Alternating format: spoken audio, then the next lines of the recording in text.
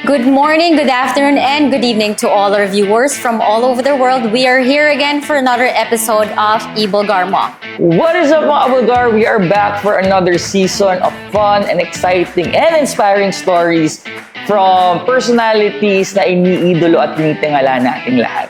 Isang Valentine offering ang handog namin para sa inyong lahat, lalo na sa mga 90s OG fans. Ang guest natin today ay isa sa mga pinakamalaki at sikat na matinee idol noong 90s. Yan mo siya, panahon natin yan. I know.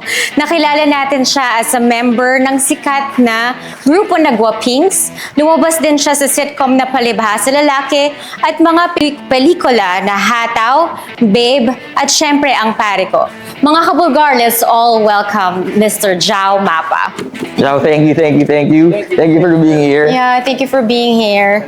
Thank you for guesting me, guys. Really pleasure and salamat sa Bulagar. Jao, what have you been up to lately? I've reinvented myself. Actually, I'm already a full-time painter, and I've currently in exhibitions, different places. I'm selling online, actually. My works. That's more where I Artworks, right? Yeah. my artworks. And during the pandemic, I get a call from Nanay Aster. So Nanay Aster says, "Oh, baka gusto mong i-manage kita. Tapos but we'll be we'll be working with Viva as well." So post-pandemic, I did a movie with Viva. It's called Paraluman with Rene Escanio.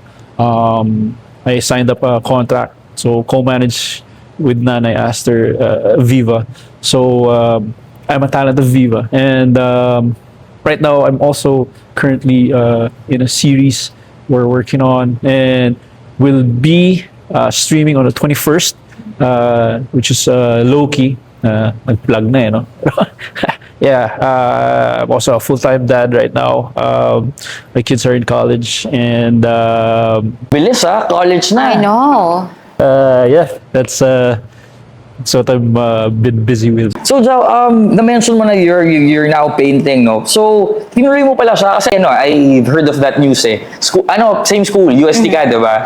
I also, I did not, hindi ako nag-graduate eh, kinik-out ako ng UST eh. But yeah, so after school, you pursued painting. Still now, you're still doing it. I took up fine arts major in advertising. Right. Advertising. But not painting. But when I was going through the majors in our College of Architecture and Fine Arts, painting caught my eye. I said, "Oh, you can be your own boss, Right. Diba? And then sell your own product." So technically, I'm a figurative expressionist, and recently I just got into abstractionism, which I was Gallery Ad invited me to showcase my works, my abstract works, which is so I said, yeah, sure. So this is not something na parang ginusto mo lang out of, kasi diba pagka sa school ka, tapos para, this is something new, I'm into art. So this, parang newfound passion mo talaga siya. I have been carrying it since since pagpasok ko ng showbiz. Right. When I go to tapings, dala-dala ko yung mga plates and I'll be doing it in the makeup room. I remember I was taping Palibhasa Lalaki, Zan goes inside and he says, "Oh." So in one of the makeup rooms, dala ko yung mga plates ko. Ginagawa ko yung mga plates ko. So yeah, so I've been doing that all throughout, but never really got it into a business till the pandemic. Nung pandemic, syempre, hindi ka pwede lumabas, hindi ka. So I started painting. I mean, there's nothing else to do, and then started selling it online. And I was able to get clients as far as New York, Nice. Tennessee, LA, to help, at least get a little cash during the pandemic. Yeah. But it was then that started my career in painting, and then now it's full blast now when wala na yung pandemic.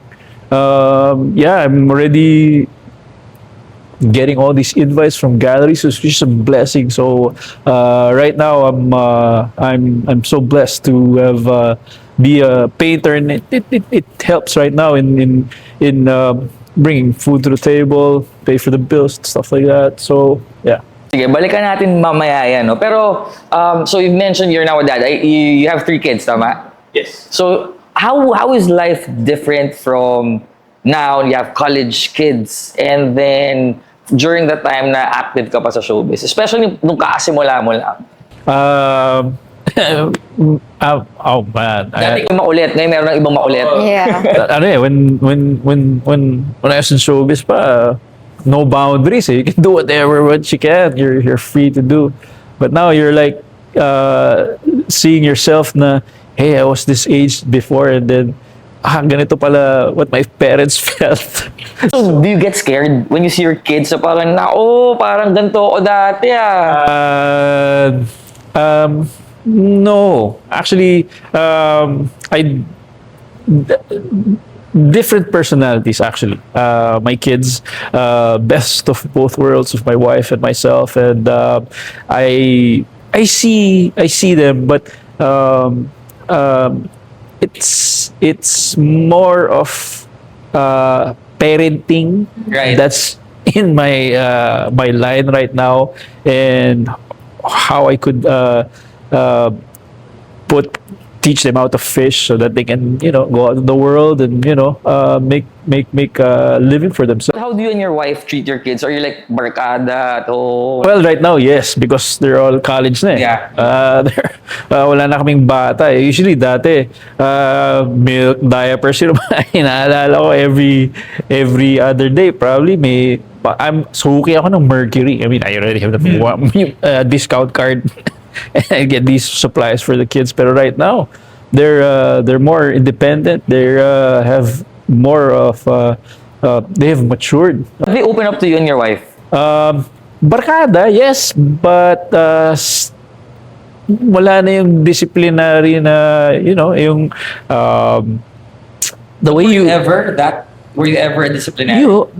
we all go disciplinary, we all go through that when you go through when you're teaching your kids growing up. You have to be really pero my wife is more of the disciplinary Right. than I am, then more of me.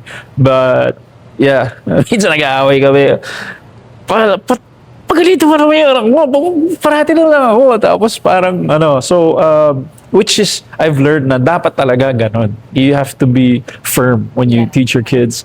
But you also learn, na sometimes, hindi na pala bata to. Yeah. Matanda na to. So, iba na dapat ang approach mo. So, I learn every day. I mean, as I grow older and my kids, I go wiser, and it's not easy really to be a parent. And back then, that's the least of my worry. I mean, I didn't have to worry about that. But now, I was just, back then it was just career. Pero ngayon, you're balancing family and work at the same time, which is well, that's where I am right now. That's who I am right now. But I have to tell you guys that I went through all of this, and I went through really tough times, and it's not easy also having take care of your relationship with your wife as well. Prayers, actually. I have become close to God right now. I'm a prayer warrior. I like to I like to pray the rosary every day. That's what I do. Ever since the pandemic, my bond with God the Father's very strong, with Mama Mary, Papa Jesus, Holy Spirit, all the angels and saints. And this is, I like to say, one of the blessings that He has already given back. I mean, He'll take something from you, then He'll teach you. And then at the right time, at the perfect time, He'll give it all back to you. Yeah. Amen. Jao, may iba ako. Can we go back to your showbiz career? How did you start showbiz? Okay. So, about my mom was a writer at the time for publications, From Daily Globe at the time. Showbiz publication. No, I don't know what she anything under the sun. It was may showbiz. Yeah, I think she also handled showbiz. A lot of things. Oh, she also interviewed painters. Right. As well as, like, so ang dami rin. Anyway, so she would bring me to yung office pa sa Ortigas at the time.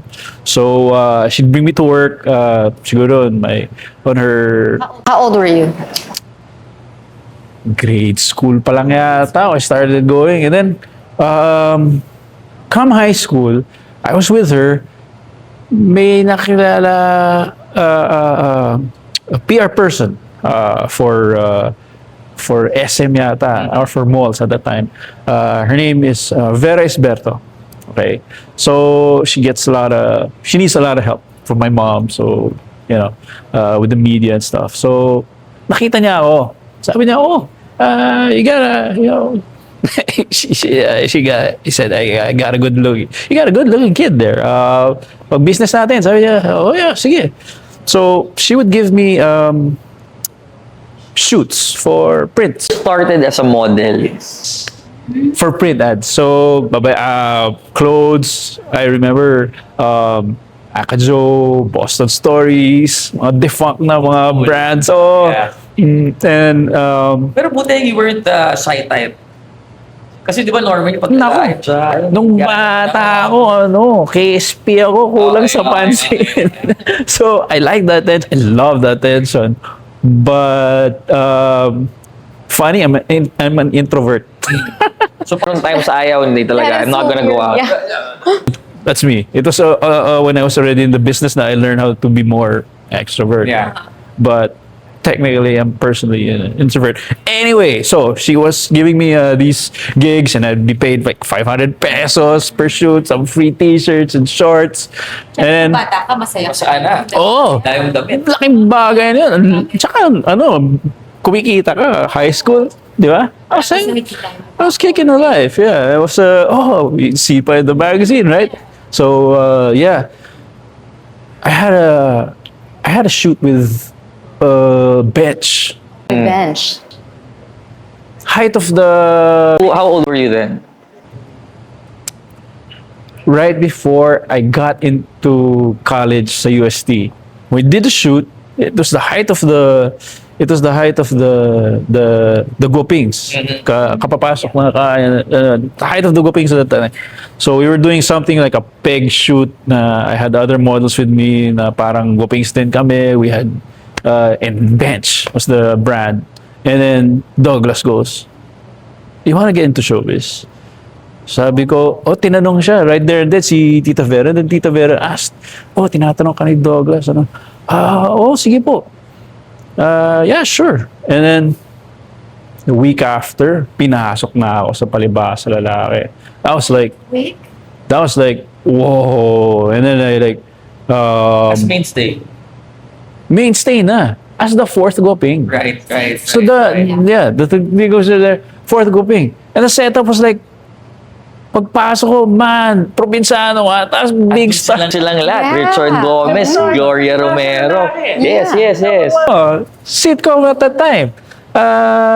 Yung Gloria Romero, Richard Gomez, Joey, Dagwa Pinks, Gloria Romero, sino ba? Si, How did you feel like nung time na yun? Siyempre nakakagulat. floored. I was so floored. So, like, wow. This is like hitting the lottery or something. But, so, I had naman experience in acting. Pero stage. Yeah. So, when we did our first taping, first sequence we shoot, Mr. M pa yung director namin, si Boy pa yung assistant director namin. It's a big thing.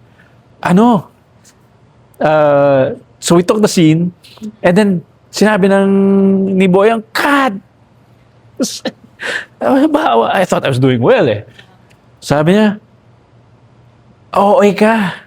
OA mo, umarte. Kasi you're training at stage eh. stage, right? So I couldn't differentiate pa at the time. So, kailangan babaan mo yung acting mo, yung boses mo. Ha?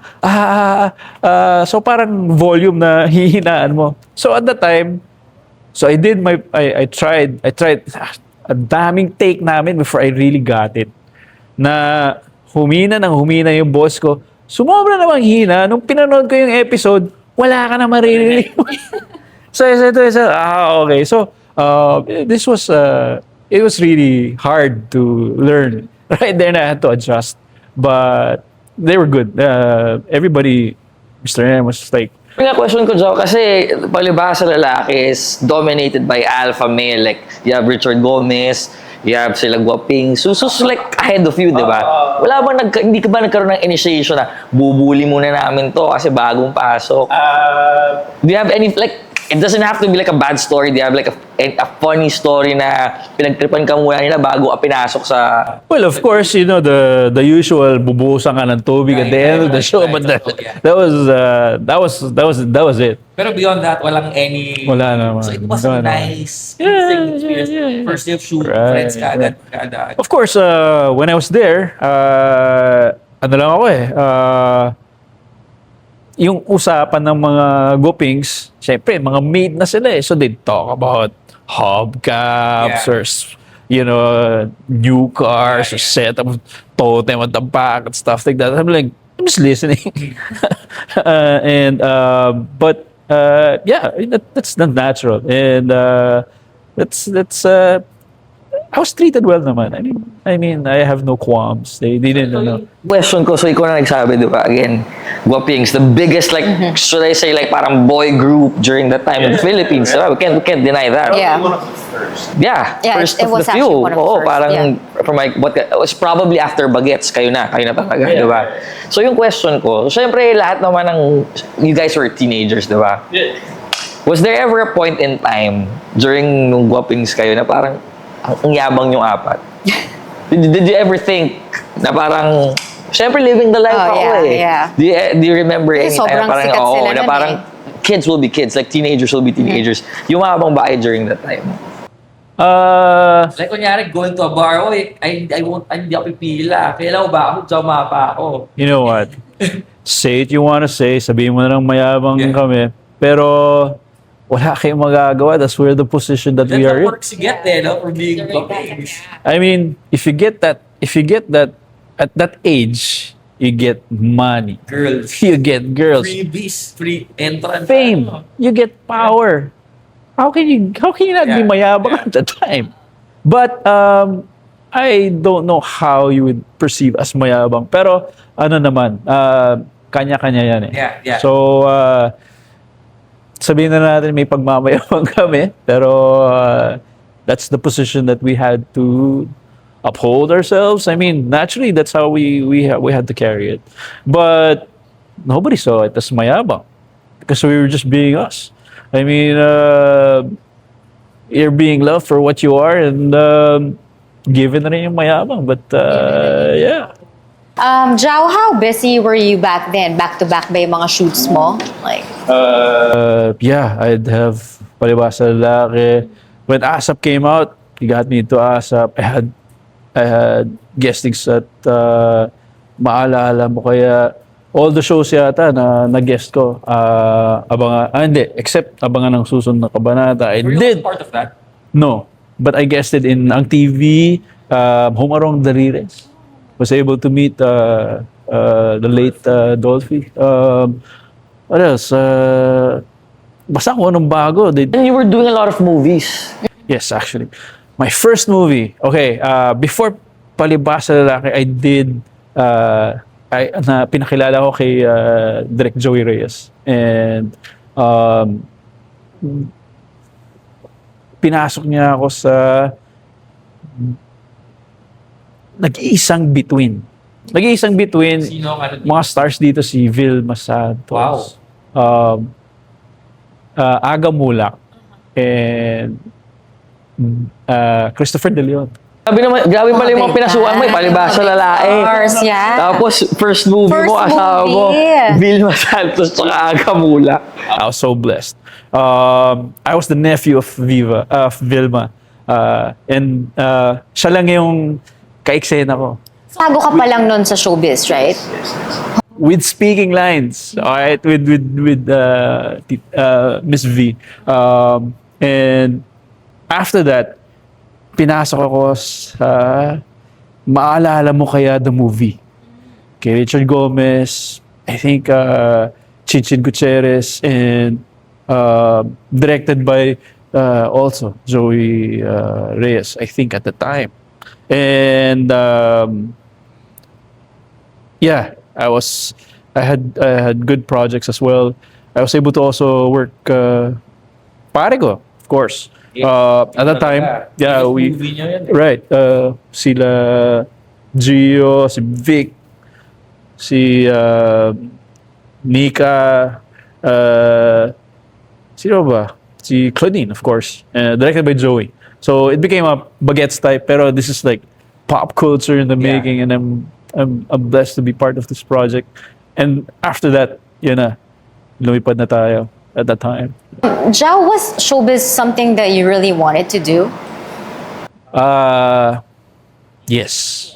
I remember when I was a kid, I also wanted to be on TV, being batibot in those kiddie shows. And then my parents would say, "De, tapusin mo muna pag-aaral mo." Always. So you would ask your parents about, Dad, Mom, gusto Yeah, I would say I'd hint, but they'd say finish education first, which is always I'm thankful for. And there was always a right time. There was always a right time for everything. Jao, next question ko. Do you remember either, kasi you've done a lot of things. You sing, you host, you act, Dance. you dance. What's the hardest role? Either role sa movie, role sa sitcom or telenovela, or like role as an artist. What's the hardest role that you've played? I've technically okay. It wasn't in TV, but I would say the hardest role that I ever played was being Ibarra in A play? El Filibusterismo. Was it a Oh, play? El Filibusterismo. Yeah. Why is it the hardest? my director there, I was part of this group, Villa Teatro. And director ko ron si Nino Mulak, direct Nino. He said, ikaw mag-iibara. Ha? Pero, next week na yung play date. So he gave me this thick script that has deep words. I have a hard time with Tagalog. And just to memorize that, hindi, kaya mo yan. So, we'll support you, kaya mo yan. So, sige na nga. We ended up, okay naman. We were able to pull through. And I was able to deliver. But, yeah, it's harder to do stage plays than... Can you say that that was one of your biggest challenges sa career mo? Sa career ko, yes. And there was this one pa I did with Direk Digong. Direk Digong.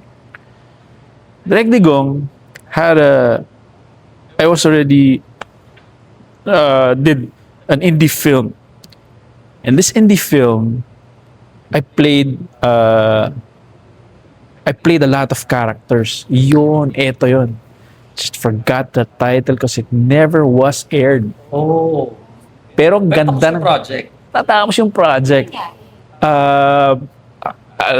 I'll get to that. But this is like a wow.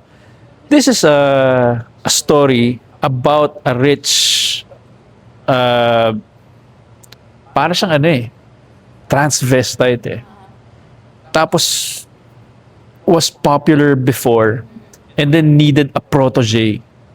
So, what? That was your role? Wala ba? Oh, yeah. That's my role. Okay. So, I'm a transvestite. And then, looked for a protege, got a couple, and then invited that couple, And then the guy chose that guy to be his protege and Right. brainwashed him. And then had a sex change and stuff like that. Also played that. I also played that part. So, ang daming characters and very twisted. Yeah. And it's more of a horror thriller Twisted kind ka of nung story. Pero sa mga hinuhugot yun, I mean, you're a good actor, pero coming from palibasa na pare ko, syempre these are like light, di ba? So I would say na challenge din ako. Right. So as an actor and you wanna already try to do different, it's more of also how you talk to your director, how he wants it to come out, and how you try to internalize and try to look for that character that the director wants you to bring out at the time. So I guess I've established that, and I try my best to keep that mental psyche when I get into a character. So with during your time, we really have to admit, like, hindi kasi lahat nung artista nung time na yon na-achieve ba eh. Di ba? So, was there ever a time, kasi things were going really fast for you, di ba? Like, palibasa lalae, first Dami ng tabak sa TV projects, business, yung movie mo, shows. Vilma Santos kagad. You were hosting ASAP. You had an album. You also sang the di ba? The soundtrack of Gimmick. Oh. So parang you were really on top of the world, di ba? Parang during that time. Did you ever get tired? Or was there ever a point na parang kasi syempre Nakakapagod, yeah. bata eh. Right. Right. Okay. Yeah. That's the time that I was already burnt out. Okay. I got so much going. I mean, 24/7. You're juggling school with work. You're the top of your game. Yada yada. And then sometimes you just you just snap and just say, I need to take a breather. And then you ask yourself, I asked myself, ito na ba buhay? Is there I wanted more challenge or something. And rest. So, come 1999, 2000, I said I'll call it quits. I left the showbiz industry Did you tell anyone abruptly. about it before doing it? Yeah, of course. I told my manager, I told my parents, my family. Said, I'm really gonna. I really stopped abruptly. I was the height of my game. I was doing Di Ba't Ikaw with Jessa Saragosa, directed by Mario J. Jom was also there in it. And at the end of that, I called it quits. So you I- disappeared in showbiz? Yes, and I said I'll just concentrate myself on finishing my studies. That was my palusot. Gusto kong tapusin yung pag-aaral ko kasi I've been in UST for 10 years. Dapat ang medicine na lang ako eh. May tawag kami sa mga taga-USC pag ganyan na immortal. Mortal. Hindi ako natapos. Hindi kayo natapos. I'm one of the overstaying students. So I stopped. And it was, it's hard to you're parang you're going so fast with life. Yeah. And then suddenly stop. And it was like really hard to take in at my age at that time. I think I was 23, 22. When you made The decision, was there, parang yung first few ba, hindi ka nagkaroon ng parang relapse or anything na parang, what did I do? Uh-huh. Did you ever question your decision? Yes. Yan ang first episode ng interview namin with Jao Mapa. Kaya abangan nyo ang part 2 next week.